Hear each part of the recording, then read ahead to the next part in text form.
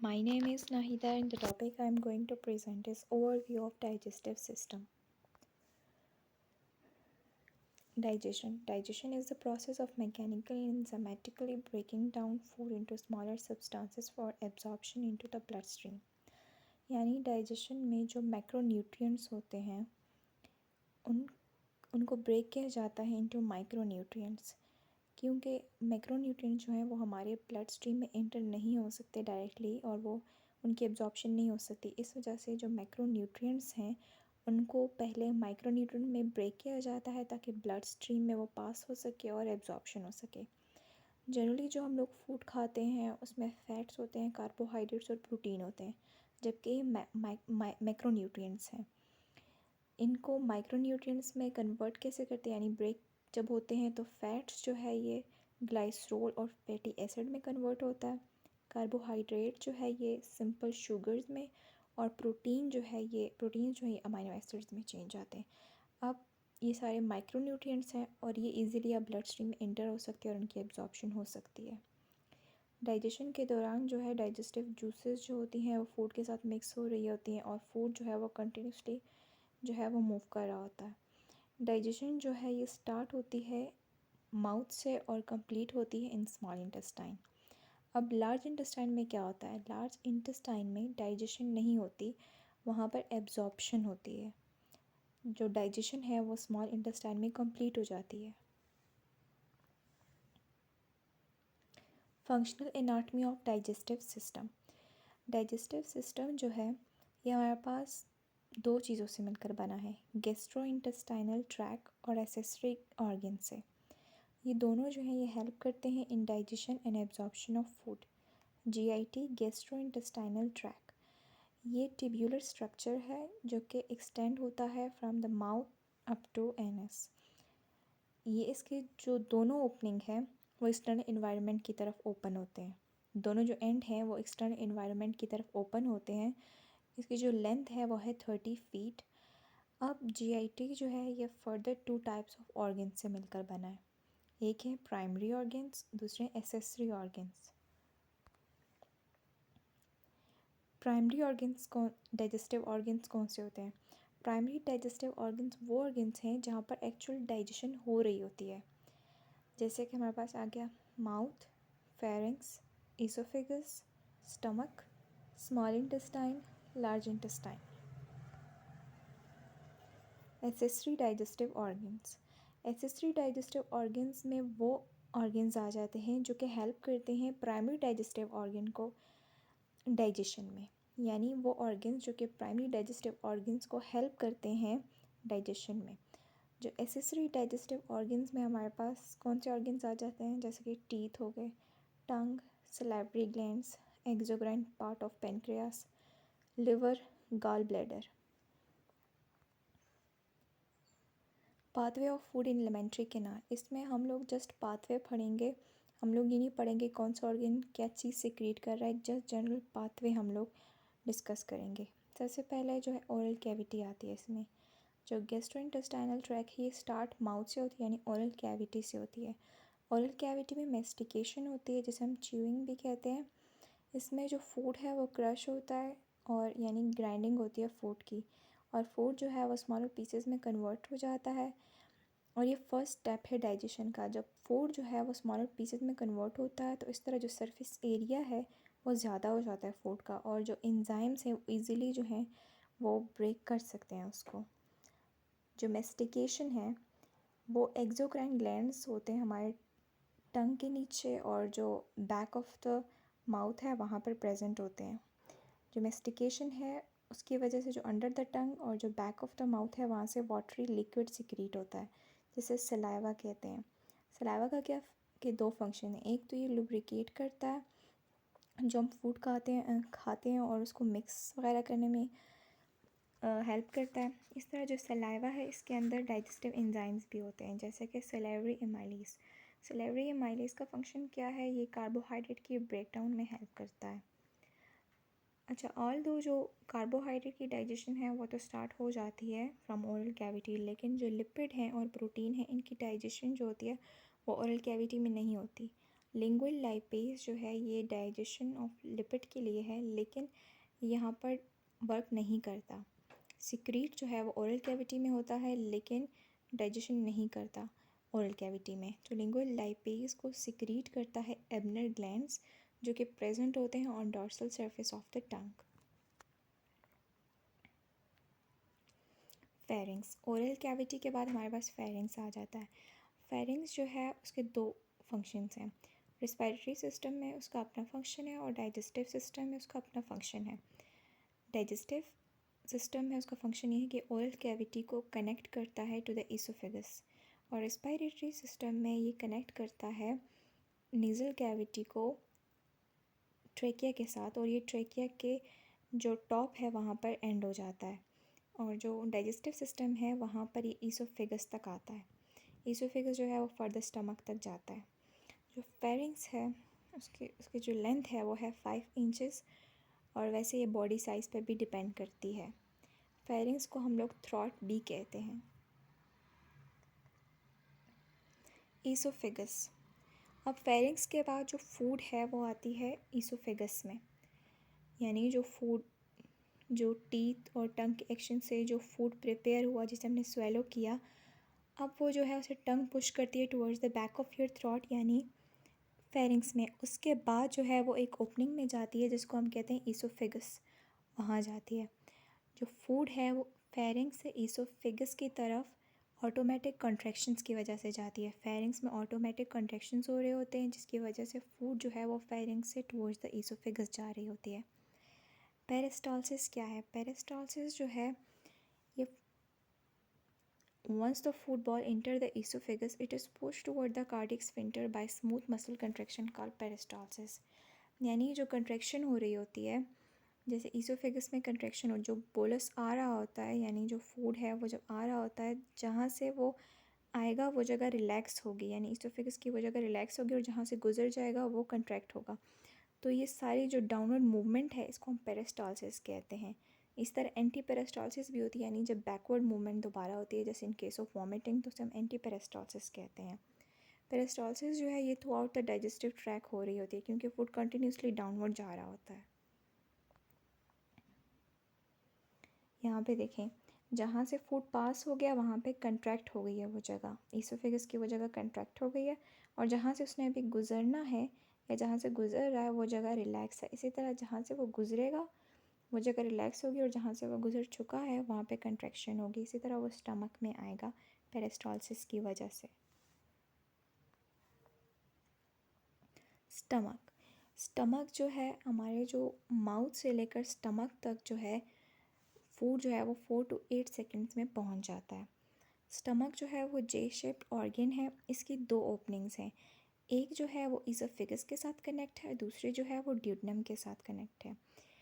Oesophagus तो हम लोगों ने पढ़ लिया। ईसोफेगस के बाद सीधा आता है हमारे पास स्टमक। जो ईसोफेगस के साथ कनेक्ट है उसे हम कहते हैं ईसोफिगल, और जो ड्यूडनम के साथ है उसे हम कहते हैं ड्यूडनल। ठीक है, ड्यूडनम जो है ये part of the small intestine है, first part of the small intestine है।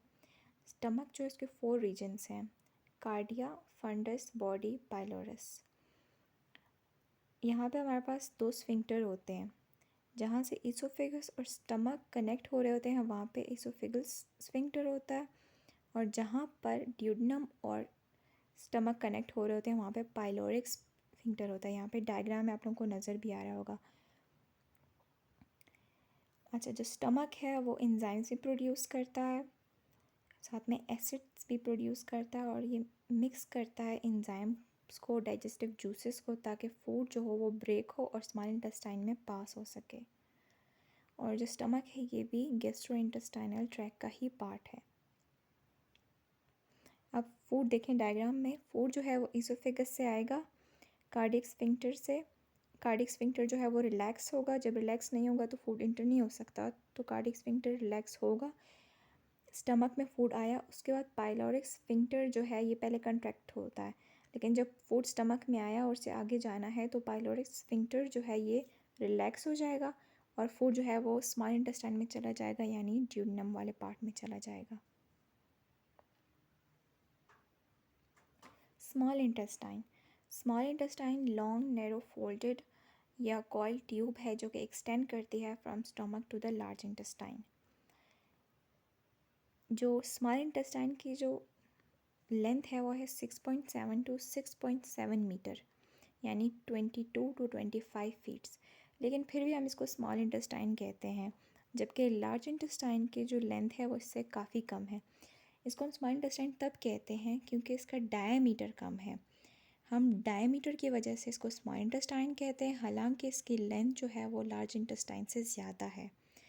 स्मॉल इंटेस्टाइन जो है यहाँ पे डाइजेशन भी हो रही होती है और एब्जॉर्प्शन भी हो रही होती है, और जो डाइजेशन है वो स्मॉल इंटेस्टाइन में कंप्लीट भी हो जाती है। स्मॉल इंटेस्टाइन जो है इसके 3 पार्ट्स हैं। फर्स्ट पार्ट जो है वो है ड्यूडनम। जैसे फूड आएगा वो सबसे पहले स्मॉल इंटेस्टाइन के ड्यूडनम में जाएगा, फिर जेजिनम और उसके बाद इलियम में। It helps to further digest food coming from the stomach. साथ में यहाँ पे एब्जॉर्प्शन होती है न्यूट्रिएंट्स की, जैसे मिनरल्स हो गए, वाइटामिन, कार्बोहाइड्रेट, फैट्स और प्रोटीन, और जो वाटर होता है उसके एब्जॉर्प्शन में हेल्प करते हैं यहाँ पे। Large intestine. Large intestine is approximately 1.5 metre. अब यहाँ देखें, यहाँ पे 1.5 मीटर लॉन्ग है, जबकि स्मॉल इंटेस्टाइन जो था वो 22 टू 25 मीटर लॉन्ग था। तो इस वजह से मैंने कहा कि जो लार्ज इंटेस्टाइन है इसकी लेंथ की वजह से इसको लार्ज नहीं कहा गया, इसकी डायमीटर की वजह से इसको लार्ज इंटेस्टाइन कहा जाता है। लार्ज इंटेस्टाइन के अंदर caecum, colon, rectum, anal canal और एनएस आ जाते हैं। जो लार्ज इंटेस्टाइन है उसके मेन जो प्राइमरी 3 फंक्शंस हैं: absorbing water and electrolytes, water को एब्जॉर्ब करना और इलेक्ट्रोलाइट्स को एब्जॉर्ब करना। इलेक्ट्रोलाइट्स आप लोगों को पता है आइंस को कहते हैं, जैसे sodium ion, potassium ion, chloride ion, ये सारे इलेक्ट्रोलाइट्स हैं। Producing and absorbing vitamin, produce भी करता है और एब्जॉर्ब भी करता है वाइटामिन को। And forming and propelling faeces towards the rectum for elimination. और यहाँ पे लार्ज इंटेस्टाइन के अंदर फीसेस जो हैं वो बनते भी हैं और प्रोपेल भी होते हैं टुवर्ड्स द रेक्टम, ताकि उनकी एलिमिनेशन हो सके।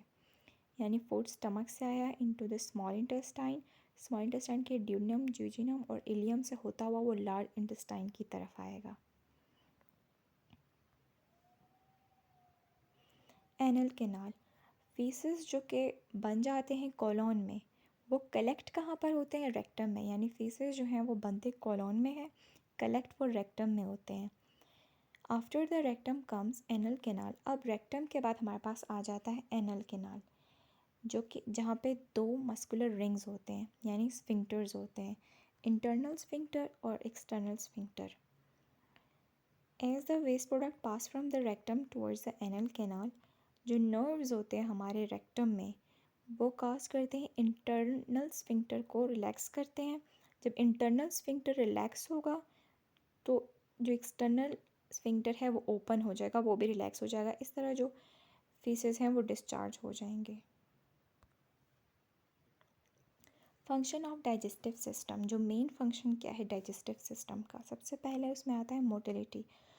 फूड जो है वो थ्रू आउट मूव करता रहता है डाइजेस्टिव सिस्टम में पेरिस्टालसिस की वजह से। हम लोगों ने पहले पढ़ा, जो डाउनवर्ड मूवमेंट हो रही है कंटिन्यूसली जो फूड है उस मूवमेंट को कहते हैं पेरिस्टालसिस, और ये कंटिन्यूसली हो रही होती है गैस्ट्रोइंटेस्टाइनल ट्रैक में। अब इसकी वजह से फूड जो है वो ब्रेक भी हो रहा होता है और मिक्स भी हो रहा होता है, और इसी तरह जो है फूड एलिमिनेशन की तरफ भी जा रहा होता है। यानी डाउनवर्ड मूवमेंट जो पेरिस्टालसिस हो रही होती है, फूड जो है वो माउथ से होता हुआ ईसोफेगस में आया पेरिस्टालसिस की वजह से, फिर स्टमक में, फेरिंग्स में, फिर ईसोफेगस, स्टमक, स्मॉल इंटेस्टाइन, फिर लार्ज इंटेस्टाइन, फिर टुवर्ड्स द एनस। तो ये सारी जो है पेरिस्टालसिस की वजह से मूवमेंट हुई और इस तरह जो है वो वेस्ट जो है बॉडी से एक्सक्रीट हुआ।